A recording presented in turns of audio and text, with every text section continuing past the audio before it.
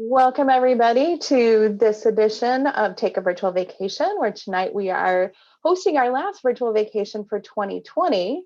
Thank you so much for joining us. For those of you who are returning, thanks for staying with us since April. Those of you who are new, welcome, and we hope you enjoy the visit with us. Let me share my screen. Oh, welcome from Vancouver Island too. We've got people from all over visiting tonight. It's really, really cool. Let me share my screen and we will get started. Again, for those of you who have joined us before, thanks for sticking with us all year.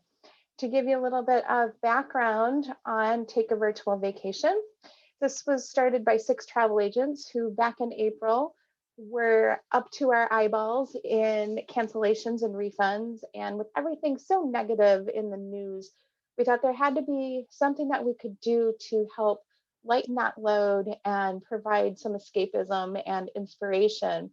So the 6 of us, myself, Maria Stephanopoulos with Ingenious Travel, Susan Schaefer from Ships and Trips Travel, Barbara Oliver with All Together Now Travel, Gail Sherman from Wine Lovers Travel. Unfortunately, those last 3 aren't here with us tonight. But Candace Stearns with Stay Balanced Travels here from Detroit, as well as Angela Isherwood from Wisconsin. So we wanted to provide everybody an escape, as I mentioned. And this way, we're all feeling it. I mean, you can even let us know in the comments. Who's feeling the fact right now that, oh, I just hit something. I stopped sharing my screen somehow. Let me go back to that. I apologize. I guess I am a little rusty from not being here for a bit. There you go. Who in the comments, let us know who's feeling the fact that we haven't been able to travel. Yeah, I see a couple of hands raised. Wonderful. I mean, it's something, and we're hoping that as we move forward, that we're going to be able to travel much sooner than later. And let me rephrase that people will feel more comfortable traveling sooner than later, because we know that you've been able to do some traveling up to this point, but not everyone's comfortable, and we get it, and that's okay. This is where you can find us, and I will put this in the chat as well. The Take a Virtual Vacation Facebook group. In this Facebook group, you will find us posting our future virtual vacations along with recordings to the other virtual vacations that we've had up until this point. We also have a YouTube channel that will show our virtual vacations. And for those of you who are in the greater Tampa Bay, Middle Tennessee, Metro Detroit area, and Lake Country area of Milwaukee, we have Eat, Drink, Travel meetup groups. And we will be meeting in person once again. People are more comfortable meeting. Candace, you want to talk a little bit about the meetup you had? Yeah, so in the Detroit area, we've been on again, off again. I'm reading stories about the UK, and Detroit seems to be following that same pattern, like lockdown, open, lockdown, open. But we did have our first meetup in the Eat, Drink, Travel Detroit group. Down in Detroit, and that was at the end of September. And we had about 10 or 12 people who came out, and we were at Harry's Bar and Grill downtown, and we just got to know each other, and it was a fun group because we all had some similarities when it came to loving travel, loving good food, and experiencing drink and that kind of thing. So it was great. So I'm looking forward to setting something else up at the first quarter, hopefully, in Detroit. Thank you. I'm going to stop sharing my screen. And again, I'll put this information in the chat where you can find us. You are all welcome to join our Take a Virtual Vacation Facebook group. And as I said, especially for those of you who are new, you'll have a chance to see some of the other vacations we've taken this year. But without further ado, I am going to introduce Carolyn from the German National Tourist Board, who's going to take us through Germany. Yeah, thank you guys. Thank you so much for having me today. I am so excited to be here and sharing a little bit about my home country. You can see my screen, right? Is it right? Yes. Okay, Yes. perfect. It's like, whoops, that was too fast. Well, thank you, everybody. I loved reading your comments, where you all from. So I was born and raised in Germany, in a town called Kassel, which is about 2 hours north of Frankfurt.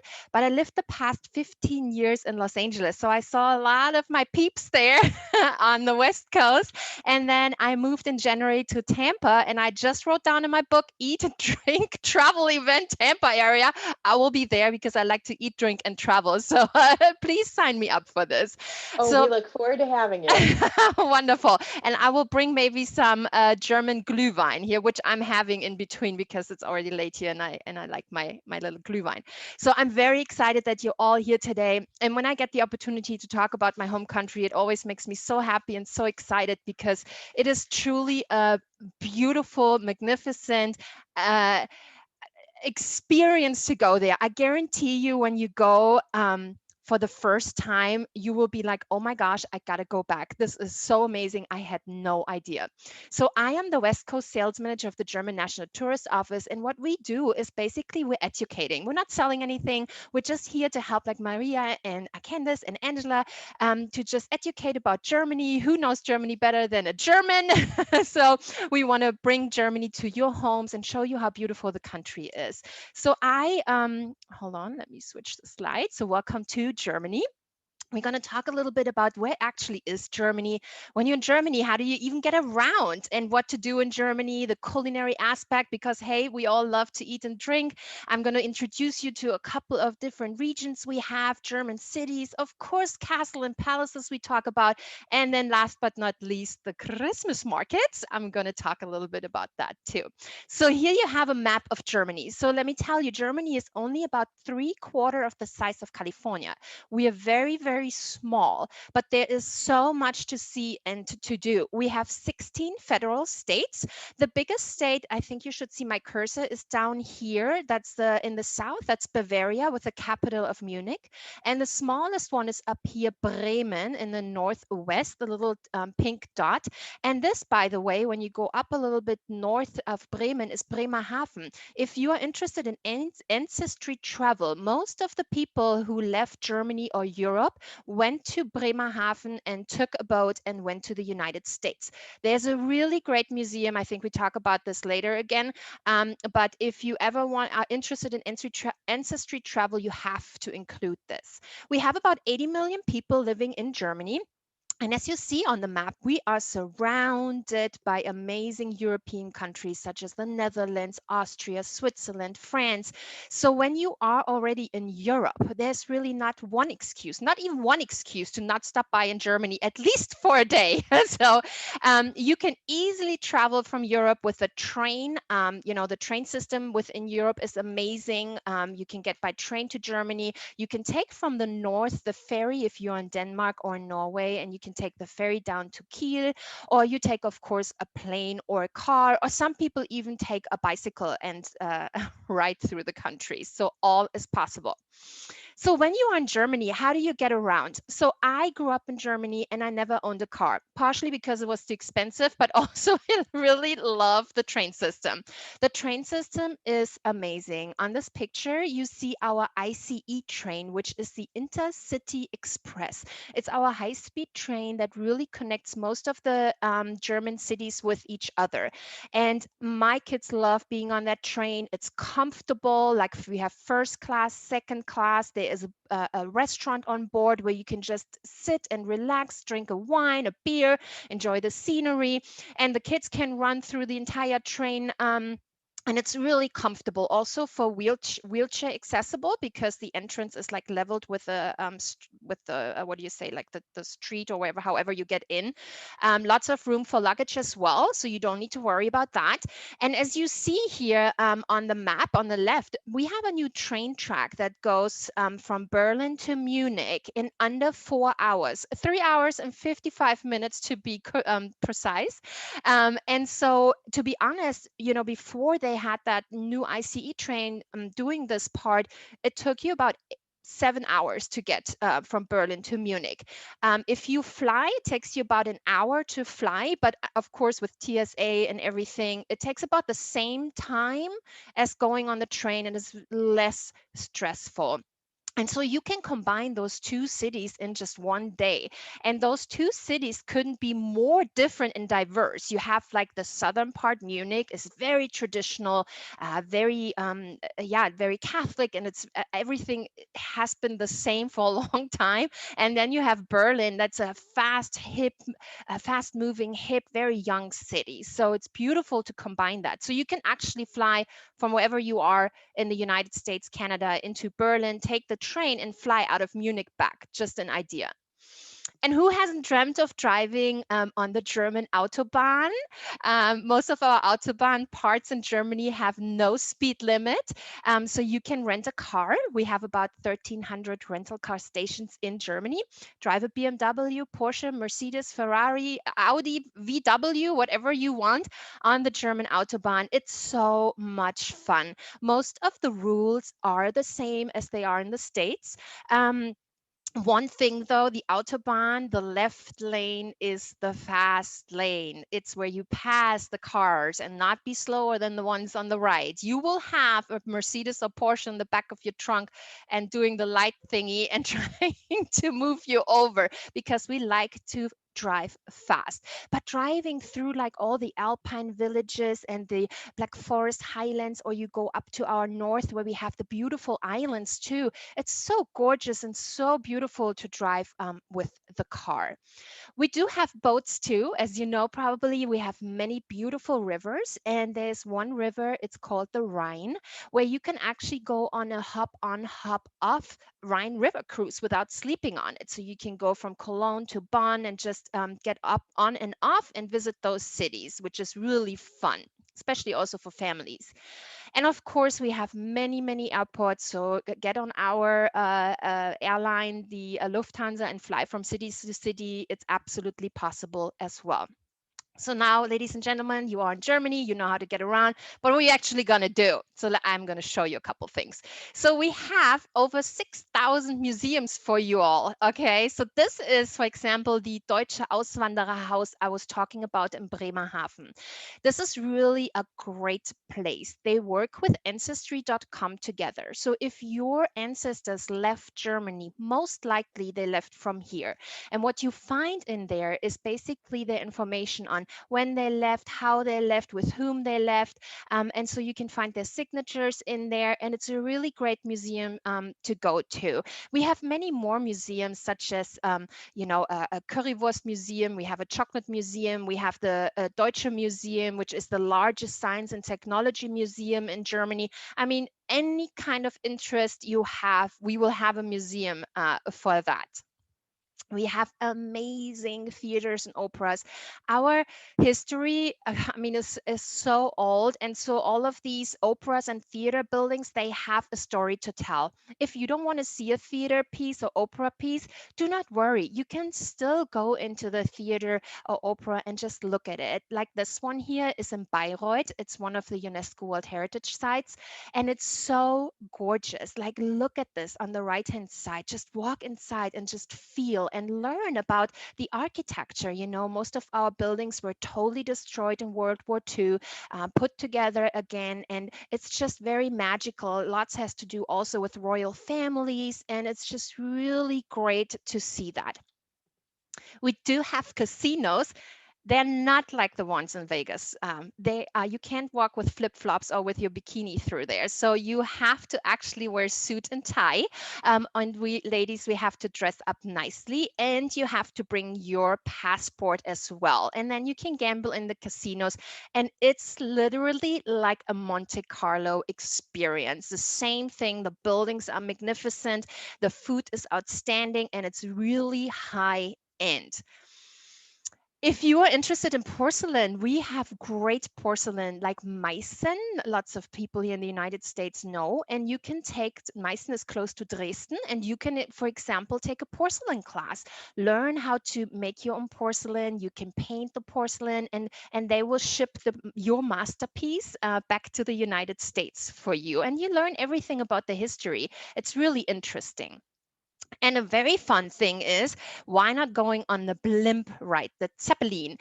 We have down in Lake Constance, which is south in Germany, and Lake Constance borders with Germany, Austria, and Switzerland. So we share that lake very nicely. We all love the lake, and you can go on a blimp ride, and then you go up in the sky, and I think there are 20 people that fit in there, and you see everything from above, and it's really beautiful. It's something different, you know. Some people even get married in there. You can have a culinary experience, so there's some fun things you can do with the blimp ride. We Germans love to be outside. Let me tell you, we don't like the winters at all. Once Christmas is done, we're like, oh my God, we're counting days till March, and we want it warm. And as soon as the sun hits and it's not not so nice weather outside, we are out and about. We put our hiking boots on, we take our sticks, and we walk and we run and we do all these fun things. So you will see us out and about. We have beautiful hiking trails throughout Germany. They're family hiking trails. There are really some for very professional hikers. We have mountain climbing. Like my parents are a little older, so they always go to the northern part of Germany because that's where it's flat. It's almost like Florida. So you can take your bike and hiking, and you still have this outdoor, very beautiful experience, but you don't have to climb up mountains. But if you do like mountains, why not also go skiing in the winter time? We have our tallest mountain in Germany is the Zugspitze, and lots of people go skiing in Germany, and it's very great weather conditions in the winter if you like to ski. So let's go to culinary. I hope you all ate. My favorite topic.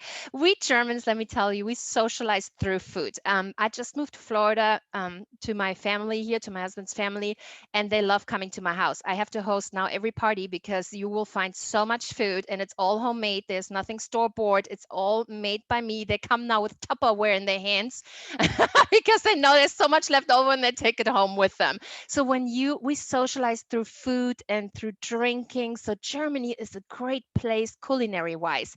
Lots of people say, you just have bratwurst and sauerkraut. No, we have actually 308 Michelin star rated restaurants in Germany.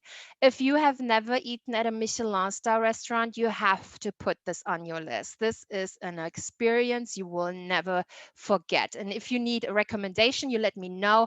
I have one and it will blow off your socks.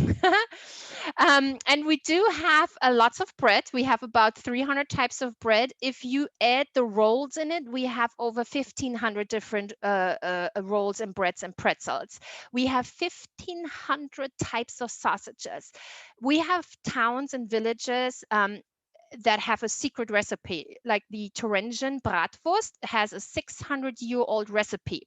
You will not know what's in it. It will pass down from butcher to butcher. Not sure if that's a good thing or not, but it's really delicious.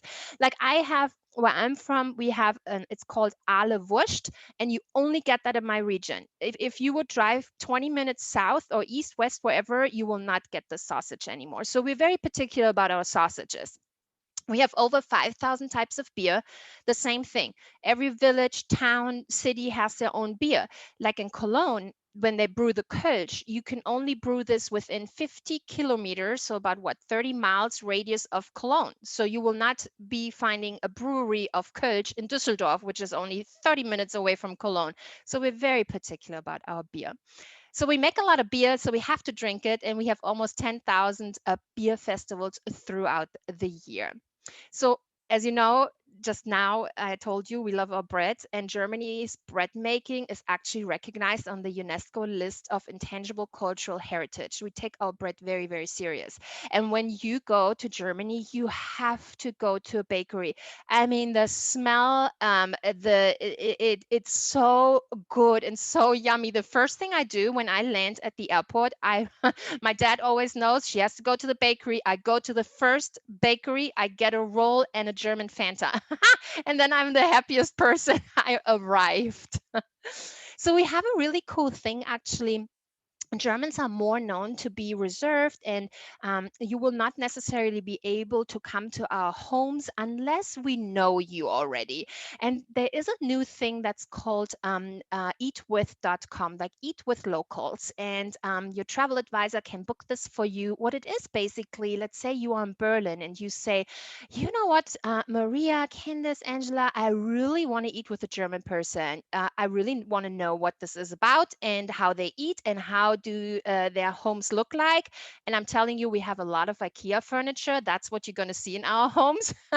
But so your travel advisor will go online, and there is, for example, Mr. Miller, who is very well, who knows a lot about German wine. Maybe he offers a wine tasting at his home, and he has like 8 seats available, and your travel advisor books a seat for you at Mr. Miller's home, and you have a wine tasting. Or you go with Mrs. Schmidt to the farmer's market, buy some schnitzel and potatoes, and make a dish at her home.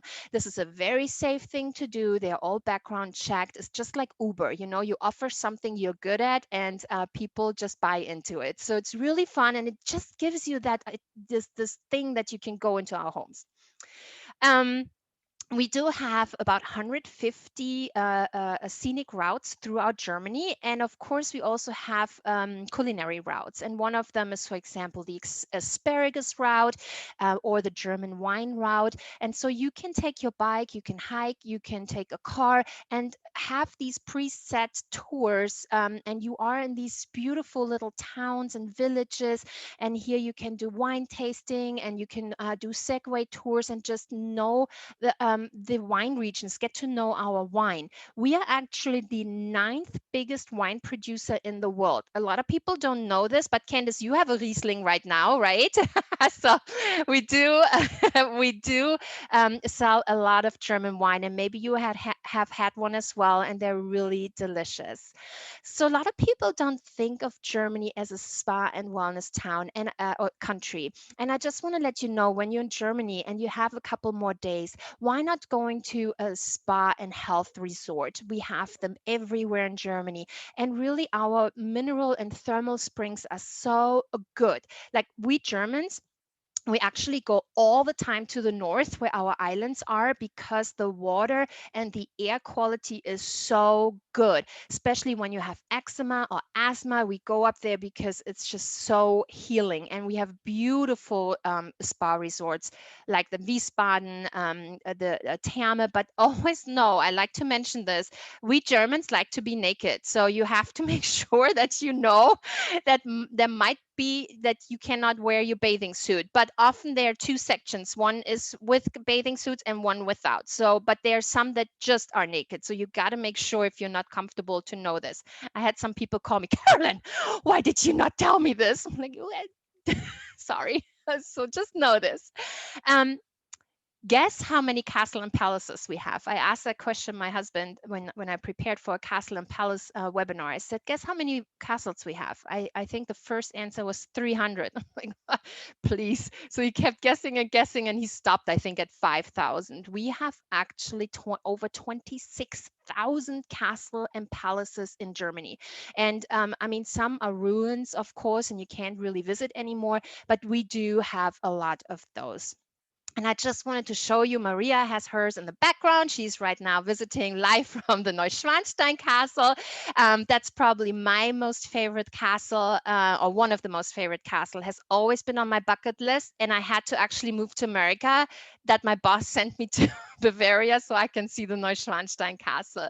I was blown away. It's really a beautiful castle. Most of our castles are sitting on a hill, and that's the reason, because back then they had to sit up there to see what was going on, if the intruders were coming. And so you park at the bottom of the hill, and with the Neuschwanstein Castle, you can take a horse carriage ride up there, or you hike, or you take a shuttle bus. So it's up to you.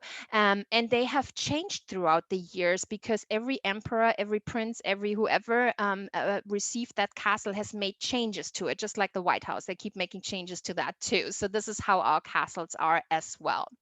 Heidelberg Castle, very, very popular. Mark Twain was here and writing books, and it's a very beautiful city in Heidelberg.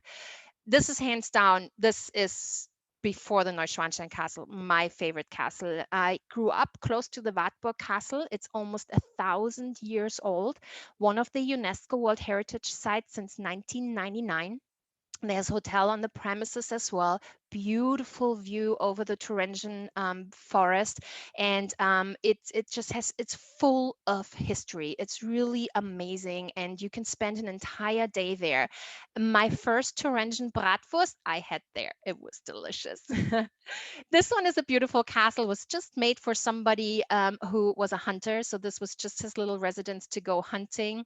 And of course, Castle Eltz, it's still owned by families, by the Eltz family. It's gorgeous. Everybody always sees this on Instagram as well. It's really beautiful. And then I just want to show you a couple of, let me see the time, we're still good. Yeah, pictures of some cities. Berlin, our capital. Berlin was divided, as you know, into East and West Germany. The Berlin Gate here, Brandenburg Gate, was the no man's land. So this was basically nobody's land. And it was became our capital once we got reunited. The capital before was in Bonn, and then it became Berlin. And it has on the right-hand side, you see the UNESCO World Heritage Site, Museum Island, where we have great museums on there. You can take culinary tours. You can take, maybe you know our old cars from the East German time, the Trabant, Trabi. Maybe you know the movie Go Trabi Go, so you can rent a Trabi and you can go on a little Trabi tour throughout Berlin. It's a really fun city, and you can, I mean, you can easily stay 4 days in Berlin and still haven't seen everything. Dresden is a very musical, very cultural city. In the middle, you see the Frauenkirche and Women's Church. And what is interesting about this building, it was completely destroyed in the World War II bombings of Dresden.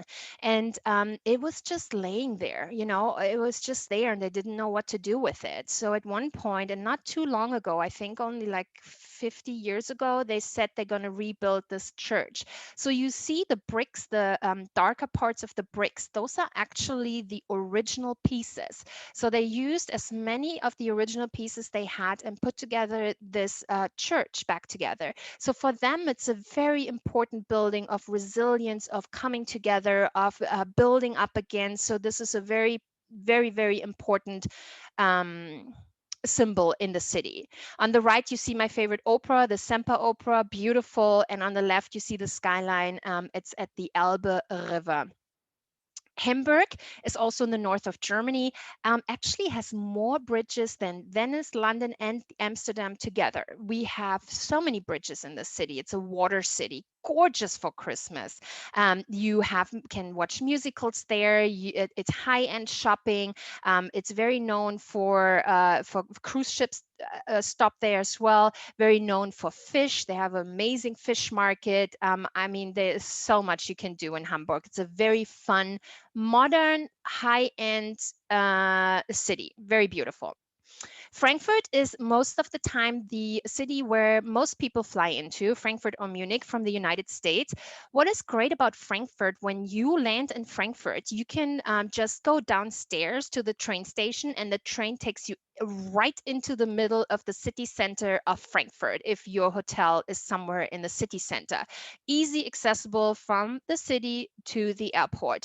It is definitely a banker a city, so lots of banks are there, but it has many museums. It has the beautiful, it's on the river, we call it Manhattan because it's on the river Main, M-A-I-N. So it's not our Manhattan, it's Manhattan. It's a really fun city to go to. My favorite cities is Cologne and Düsseldorf. I grew part of my life up in Cologne. On the right-hand side, you see the Cologne Cathedral. It's also UNESCO World Heritage Site. It takes you 533 stairs all the way up, and they have a beautiful view over Cologne. The train station, again, you see the train station right in the front, the bridge. And so the train station goes into the city and you go up and you're right in front of the cathedral, and then you have beautiful hotels right there, so you're right in the middle of the city. I always say you go to Cologne, you will make a friend. It's such an inclusive and fun city, but be warned, you got to be a good drinker because they all going to take you drinking, and the Kölsch drink they have, they go down like water until you get up. And we have many good memories there. And then right on the other side is just Düsseldorf, which is also a very beautiful city. My brother lives there. I always fly into Düsseldorf. It's a very luxurious, beautiful city that is right on the Rhine River as well. Very green, many parks you will find there, lots of art, and you can walk around the Rhine River, and you have one bar after the other, and it's really beautiful for Christmas market as well. If you are interested in cars, then you definitely have to go to Stuttgart as well as Munich. In Stuttgart, you have the Mercedes and Porsche they have their factory there. And on the right-hand side picture, you see the two museums. Left of that is Mercedes, and to the right is Porsche. And they're not that close together. We just photoshopped it, but they have great museum. So Mercedes, you can easily spend I just want to say 3 years, 3 days in it. That would be a little much.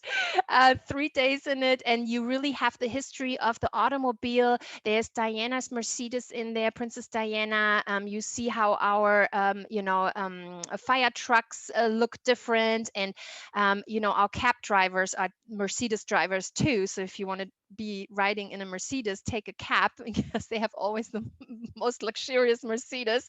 And you just be in the museum and learn a lot. It's really great, also for children. And then the Porsche Museum is super fun too, because what you can do is there are 80 Porsche on display, and you can walk around. And if you like a Porsche, that you really would like to drive, you can actually rent the Porsche and go on the Autobahn if you would like to.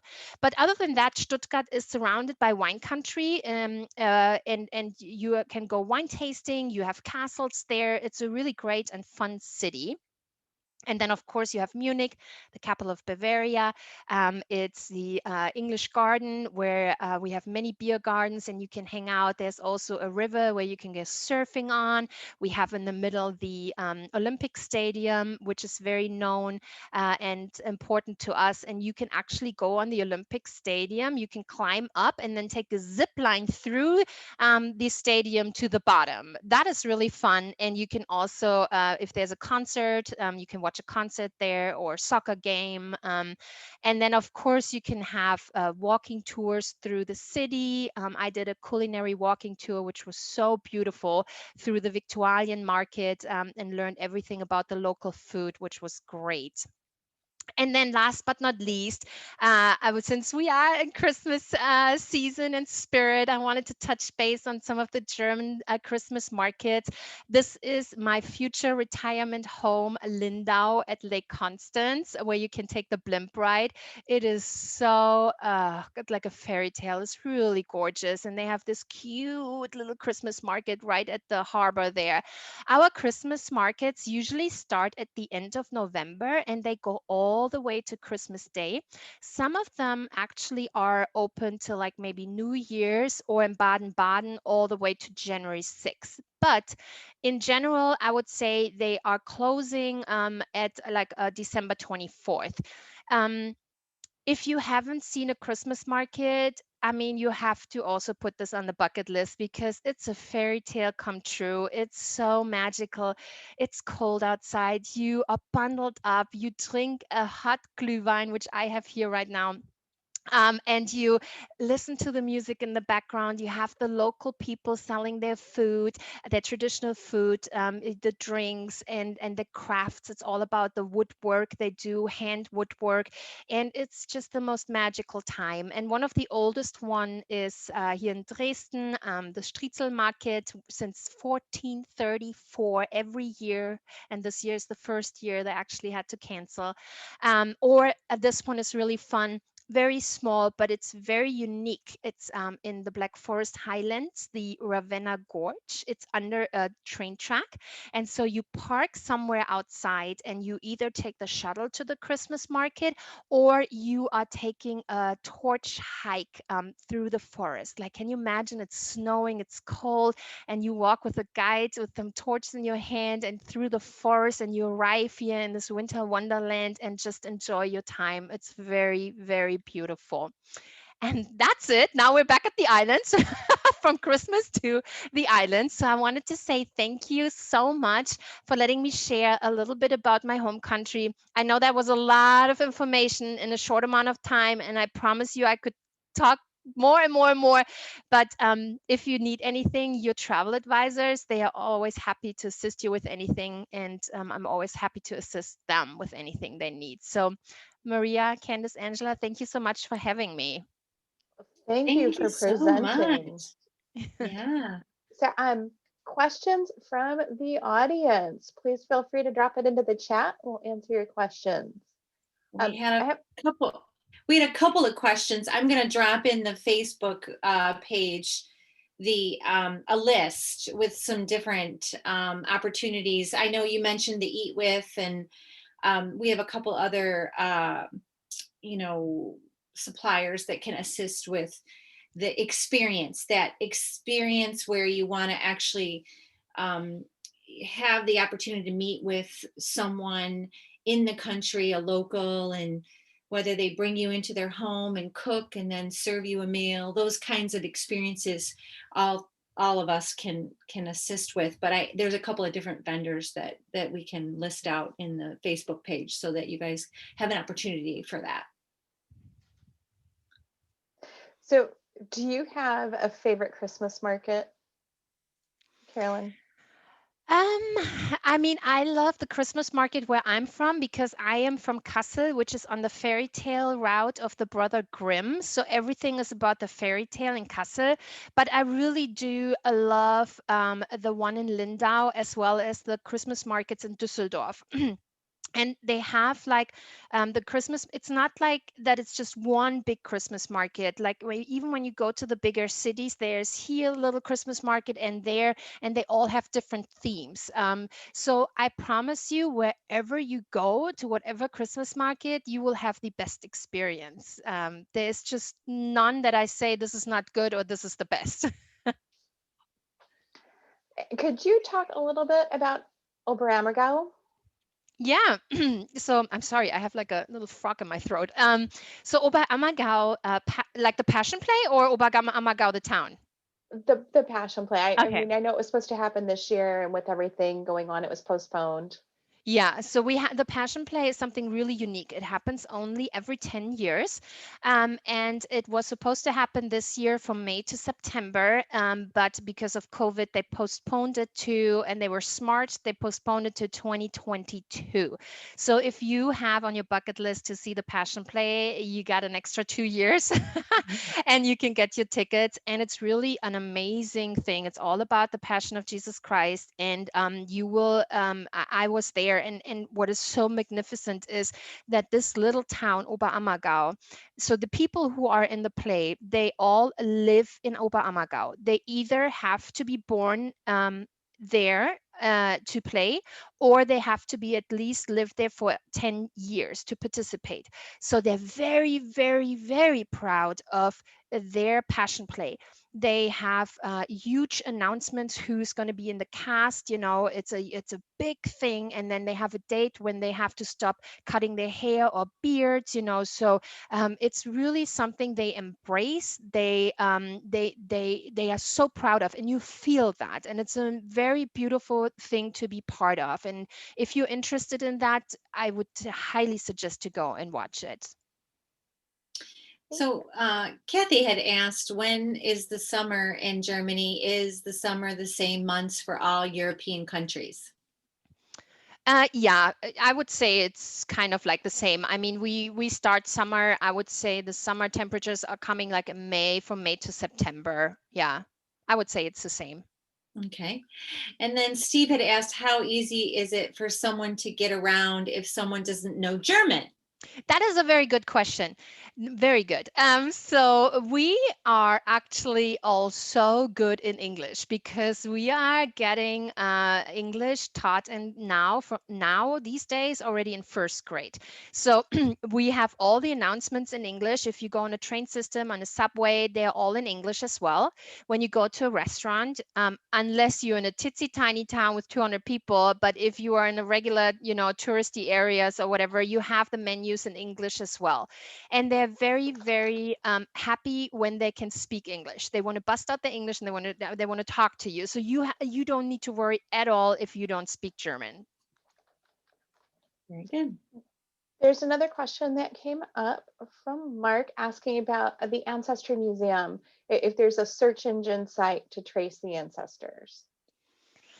So they work with ancestry.com together.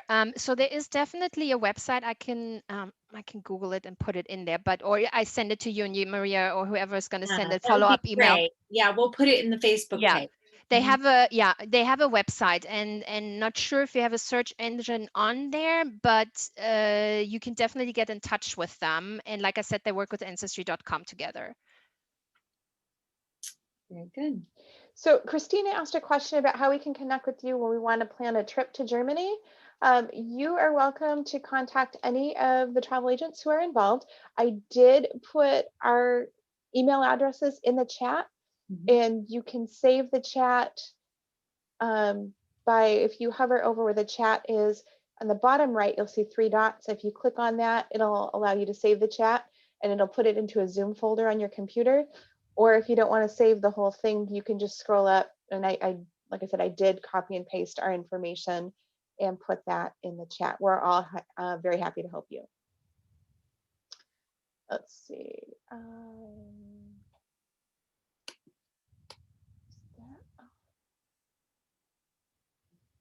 Oh, okay. Mark's grandparents on his dad's side, or his great grandparents on his dad's side, immigrated from Germany. Wonderful.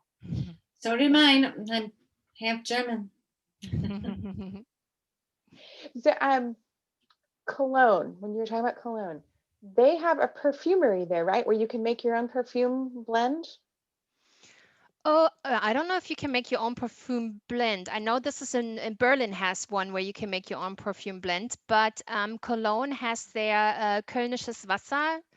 What is it? 411? There's a number I always forget, but that's a very, very famous a perfume, and you can see the factory and you can learn everything about it. Yeah. I But may I'm be not sure if you can confusing the make your two. own. Yeah. But in Berlin has one of those things with the own perfume. Yeah. Oh, we've got another question. Julia is asking, what's the maximum speed that you can go on the Autobahn? As fast as your car can drive, baby. There isn't one. There's no speed limit, means there's no speed limit. It's been a while since I actually did a rental on a car for somebody there.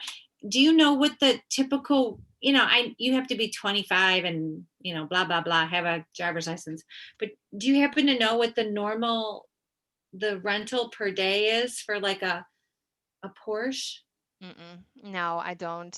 Yeah, I haven't done it. Like I said, it's been a while since I've done a fancy car rental. But it will be fun. Oh my gosh. Can you imagine driving I get every time, I mean, I was a fast driver too, but I get a heart attack now when I come home and my dad picks me up and I'm like fainting. So my experience driving fast is the Tom Petty experience here on the racetrack in Michigan. We have a lot of race car fans and people. And I bought that experience for my husband. And you're like strapped in the car and you've got the helmet and all that stuff on. And when you're the actual driver, I think it's a lot different than if you're the guy sitting in the passenger seat going, whoa. Yeah, I've done one of those too in LA at the Porsche Experience Center. Woo, I know. Yeah, and So it's 4711. Yes, Angela, that's correct. 4711, we say. 4711. Kathy's asking a question. I'll be living in Europe for the first time in my life, specifically the Ukraine. Is there a train that will take me to Germany or other European countries? Yes, there are. The train system in Europe is phenomenal. We are put to shame by that here in the States. We just don't travel by train. And, not at all like Europe. I mean, when you consider Europe is smaller than the United States as a whole, and they've got that system down pat. So that's definitely an easy way to get all through Europe. Okay, here's another question from Justine. How easy is it to move to Germany? Like with getting a visa, getting a job, a house, etc. And are the locals welcoming to expats? To what? Are the locals welcoming to the expats from the US moving there? Oh, I have never heard that term. So we have lots of US bases. Germany has really become a very, very inclusive country. Wasn't like this when I grew up, to be very, very honest with you. But with all the refugees, all of that, that was going on in the world, we do have a lot of people from all over the world immigrating to Germany. Also because our system to live there and how the government is taking care of you is a very special one. It's really the government takes care of you. Yes, you pay a lot of taxes for that, but it's a very great country to live in, to raise your children. I'm not quite sure how the whole visa process works. I just know it the other way around, but I do know a lot of people who move to Germany and they receive visas through jobs, I think. And you get just like we get here a green card, you get like a little permanent resident card before you can apply for citizenship. But I don't have the exact specifics. But if you would like to know this, I would highly suggest to get in touch with the German consulates in the US. LA has, for example, one. I know Detroit has one, Chicago, we have one in Miami. And also when you just look on the website, they will already give you so much information about working in Germany, what you need, etc. And when you go, take me with you. Wonderful. All right, I'm gonna throw it out there. Any last questions for tonight?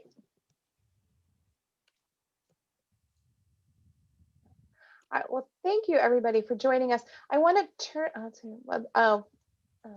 thank you, Samantha. She says, wow, this was incredible. Thank you so much for your time. I learned so much, and Germany looks like a beautiful place to visit. I'm glad you enjoyed it, Samantha. So as I said at the beginning, this is our last virtual vacation for 2020. We will be continuing these in 2021. However, we're going to be doing them every other week instead of every week. And Angela, would you like to talk about the next one we're hosting? And keep in mind, the next one is going to be on a Wednesday instead of a Tuesday. It'll be January 6th. Sure thing. My kids have gone upstairs now, so it's quieter. I can unmute myself. So on January 6th, we're going to be doing a virtual vacation to France.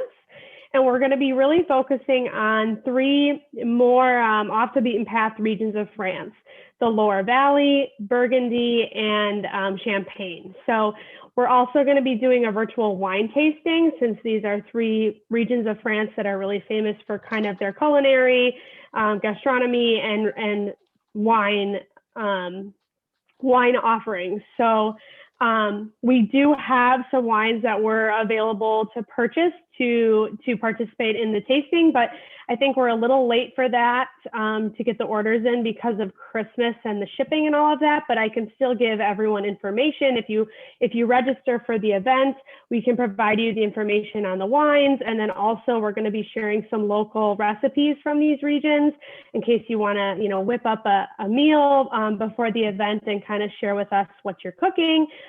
Should be a lot of fun. We'll be joined by a partner of ours in France, as well as a sommelier in California who will be walking us through the wine tasting. And the other thing we're going to be doing in the first of the year is, as Angela mentioned, having more interaction with the group. I have a local balsamic vinaigrette and olive oil business that is going to be doing a tasting. So we're going to be working with a local, we have a lot of Italians in Sterling Heights. It's like a huge Italian Mecca, as I call it. And we're going to be doing some visits to Italy as well. I had a ton of clients, unfortunately, have to cancel their Italy vacations over the 2020 year. So we thought in the first quarter, we would also take us to Italy and have some opportunities to hear about the bread making and the olive oil and all that kind of stuff, the balsamic. So we'll be putting that out in the Facebook page as well, so that we'll have some more interaction as well for these vacations.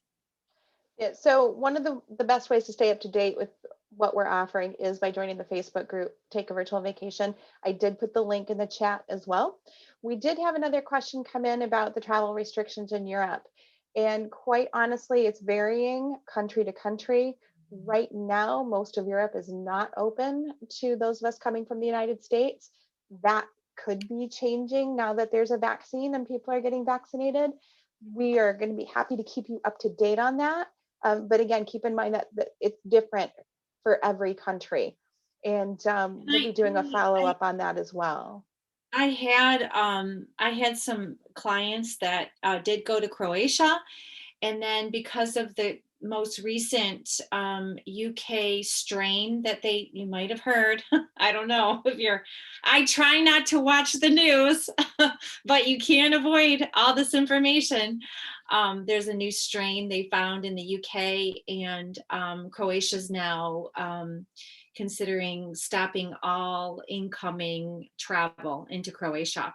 So that was one of the only countries in that whole area of Europe, quite frankly, that was considering allowing people in. You could actually travel in, but even now, right now, they're like stopping.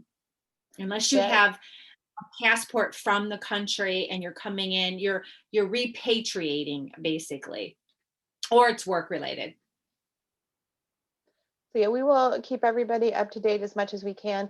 Unfortunately, it's very fluid and it does change quite often.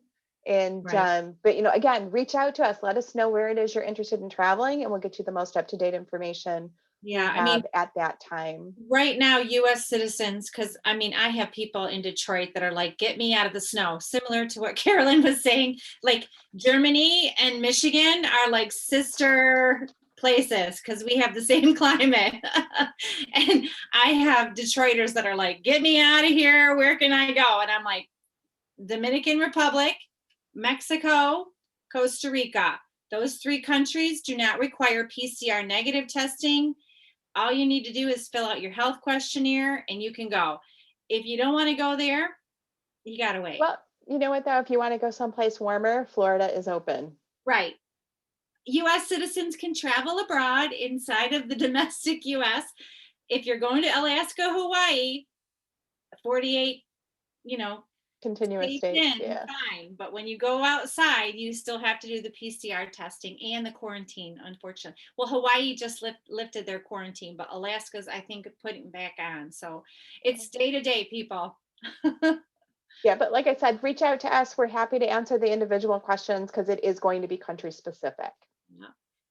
Thank you again, everybody, for joining us. We wish you the happiest of holidays. If you celebrate Christmas, Merry Christmas. Happy New Year to everybody. Stay safe. We look forward to seeing you next year. And again, please feel free to check out our Facebook group. Join that for the most up-to-date information. That's where you'll see the upcoming information for our January 6th virtual event, as well as Eventbrite. And yeah, thank you, ladies, for joining us tonight. Thank you, everybody. Carolyn, thank you very Thank much for you. the presentation. See you next And year. Happy New Year. We will see you in 2021. Thank Good night, you. everybody. Bye. Bye.